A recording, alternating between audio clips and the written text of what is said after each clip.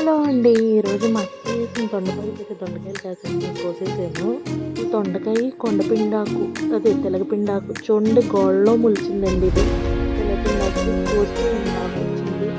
ఈ కాయల్ని తెలగపిండాకు చూడండి పెద్దగా ఉంది. ఈ ఆకుతోటి ఫ్రై చేస్తాను ఇవాళ, చూసేయండి. దొండకాయలు అయితే చిన్న చిన్న చిన్న ముక్కల కింద కోసేసుకున్నాం. చూడండి, కూర చాలా టేస్టీగా ఉన్నదండి. నేను చాలా సూపర్గా ఎంజాయ్ చేస్తున్నాను. తాలింపు వేసేసుకుని దొండకాయ ముక్కలు వేసేసుకుని మగ్గపెట్టేసుకున్నాము. కొద్దిగా పసుపు, కొద్దిగా ఒక స్పూన్ ఉప్పు వేసుకుని ఒక 10 నిమిషాలు మగ్గాక అప్పుడు కొండపిండాకు